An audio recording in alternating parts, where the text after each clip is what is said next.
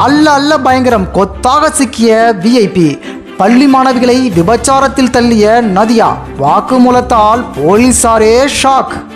சென்னையை உலுக்கிய சம்பவத்தில் நதியா என்ற பெண் போலீசில் வாக்குமூலம் தந்துள்ளார். இந்த வாக்குமூலத்தை கேட்டு போலீசாரே அதிர்ந்து போயுள்ளனர். சில நாட்களுக்கு முன்பு சென்னை வலசரவாக்கம் ஜெய் நகர் 2வது தெருவில் இருக்கும் ஒரு வீட்டில் பாலியல் தொழில் நடப்பதாக போலீசாருக்கு ரகசிய தகவல் கிடைத்துள்ளது.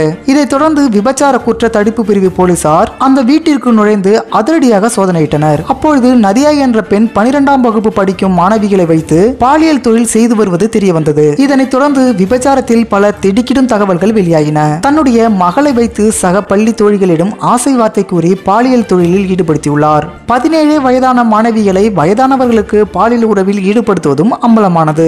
இந்த பாலியல் தொழில் விவகாரம் குறித்து இன்னொரு வழக்கும் விசாரணைக்கு வந்தபோதுதான் அதிகாரிகளுக்கே இதை பற்றி தெரிய வந்துள்ளது. இதையடுத்து தேனாம்பேட்டை டாக்டர் தாமஸ் சாலையை சேர்ந்த நதியா என்ற 37 வயதுடைய பெண் உள்ளிட்ட 7 பேரை கைது செய்துள்ளனர். இந்நிலையில் சென்னை மத்திய குற்றப்பிரிவு விபச்சார தடுப்பு பிரிவு போலீசாரிடம் நதியா அளித்துள்ள வாக்குமூலம் இதுதான். வீட்டில் மது பாட்டில்கள் பதுக்கி சட்டவிரோதமாக அதிக விலைக்கு விற்பதுதான் என்னுடைய தொழில். பிறகு ஸ்மார்ட் போன் மூலமாக விபச்சார தொழில் குறித்து தெரிந்து கொண்டேன். மதுபானத்தை விட பணம் அதிகமாக கிடைக்கும் என்பதால் பாலியல் தொழிலில் ஈடுபட்டு வந்தேன். டாக்டர் தாமஸ் சாலையில் வசித்து வரும் என்னுடைய உறவினர்கள் சுமதி 43 வயதாகிறது அவருக்கு, மற்றும் ஜெயஸ்ரீ அவருக்கும் 43 வயதாகிறது. ஆகியோரையும் இந்த தொழிலில் இணைத்துக் கொண்டு செயல்பட்டேன். எங்களிடம் புரோக்கராக கோவை பீளமேடு பகுதியைச் சேர்ந்த அசோக் குமார், இவருக்கு 30 வயதாகிறது, இவரும் செயல்பட்டார். +2 படித்து வந்த என்னுடைய மகள் தன்னுடன் படிக்கும் தோழிகளை வீட்டுக்கு அழைத்து வருவார். அவர்களின் குடும்ப பின்னணி குறித்து விரிவாக தெரிந்து கொள்வேன். ஏழ்மை நிலையில் இருக்கும் மாணவிகள் யார் யார் என்று தெரிந்து கொண்டு அவர்களுக்கு குறிவைப்பேன். அவர்களுக்கு தேவையான டிரஸ், வளையல்கள் போன்றவற்றை கிஃப்டாக வாங்கி தருவேன். தோழியின் அம்மா என்பதால் என்னை அவர்கள் முழுசாக நம்பினார்கள். அவர்களிடம் குடும்ப வறுமையை போக்கிவிடலாம் என்று நைசாக பேச்சு கொடுப்பேன். வீட்டில் தனியாக இருக்கும் விஐபிகளின் வீட்டுக்கு அழைத்து சென்று விருந்தளிக்கிறேன். அந்த விஐபிகளிடம் 15 முதல் 20,000 வரை வசூலிப்பேன். ஆனால் மாணவிகளுக்கு வெறும் 500 முதல் 1000 ரூபாய் மட்டுமே கொடுப்பேன். அடுத்த முறை அழைக்கும் போது சம்மதம் தெரிவிக்காத மாணவிகளை மிரட்ட துவங்குவேன். உன்னுடைய அந்தரங்க வீடியோ மற்றும் போட்டோக்கள் என்னிடம் இருக்கின்றன, அதை சோசியல் மீடியாவில் வெளியிட்டு விடுவேன் என்று மிரட்டுவேன். லைப்ரரியில் புத்தகம் அடுக்கி வைக்கும் வேலைக்கு செல்கிறேன். அதிகாலையில் தான் வீட்டிற்கு வருவேன் என்று அவர்கள் வீட்டில் பொய் சொல்லிவிட்டு வருவார்கள். ஆனால் இதெல்லாம் மாணவியின் பெற்றோருக்கு இதுவரை மகள் என்ன செய்கிறார் என்று கூட தெரியாது. என்னிடம் 70 வயதுடைய நபர்கள் கூட கஸ்டமராக இருக்கிறார்கள் என்று நதியா வாக்குமூலம் அளித்துள்ளார். இதையடுத்து இந்த வாக்குமூலத்தின் அடிப்படையில் லிஸ்டுகள் தயாராகி வருகிறது. மற்றொரு பக்கம் பாதிக்கப்பட்ட குழந்தைகளின் விவரங்களை லிஸ்ட் எடுத்து குழந்தைகள் நலக்குழுவும் விசாரணையை ரகசியமாக நடத்தி வருகிறார்கள்.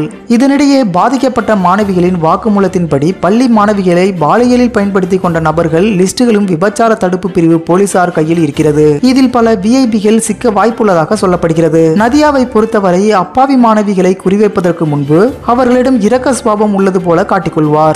திடீரென அந்த மாணவிகளுக்கு சர்ப்ரைஸ் கிஃப்ட் தருவாராம். விலை உயர்ந்த சாக்லேட்டுகளை தந்து அசர வைப்பாராம். பிறகு காஸ்ட்லி டிரெஸ்களை வாங்கி தருவாராம். சொகுசு ஹோட்டலுக்கு அழைத்து சென்று உயர்தர உணவு சாப்பிட வைத்து கை நிறைய பாக்கெட் மணியும் தருவாராம். இவைகளை எல்லாம் பார்த்து அந்த மாணவிகள் கிறங்கிவிட்டால் அவர்களை பாலியல் தொழிலுக்கு ஆசை காட்டி அழைத்து சென்று விடுவாராம். மிகப்பெரிய பண முதலைகளுக்கும் தொழிலதிபர்களுக்கும் மட்டுமே மாணவிகளை அனுப்பி வைத்திருக்கிறார் நதியா. பெரும்பாலும் சோசியல் மீடியாவிலேயே பண முதலைகளுக்கு வலை வீசுவாராம். இதனால் ஹைதராபாத்தை தவிர மற்ற இந்திய மாநிலங்களுக்கு உட்பட்ட பணக்காரர்களிடம் மாணவிகளை அனுப்பி வைப்பாராம். வெளி மாநிலங்கள் என்றால் விமானத்தில் கூட தன்னுடன் மாணவிகளை அழைத்து சென்று விடுவாராம் நதியா. இதனிடையே டி நகரை சேர்ந்த குடியிருப்பு மேலாளரை தனிப்படை போலீசார் கைது செய்து விசாரித்து வருகிறார்கள். இவர் நதியாவுக்கு வலதுகரமாக செயல்பட்டு வந்ததும் தெரிய வந்தது. தொழிலதிபர்களுக்கு எந்த மாணவியை அனுப்ப வேண்டும், சென்னையில் போலீசாரிடம் சிக்காமல் எந்த பகுதியில் ரூம் எடுக்க வேண்டும் என்பது குறித்து நதியாவுக்கு திட்டவட்டமாக எடுத்து தருவது இவர்தானாம். இதுவரை 17 சிறுமிகள் உட்பட 25க்கும் மேற்பட்ட மாணவிகளை பாலியல் தொழிலில் தள்ளி அதன் மூலம் வட மாநில தொழிலதிபர்களுக்கு பாலியல் தொழிலுக்கும் பயன்படுத்தி வந்ததும் தற்போது அம்பலமாகியுள்ளது.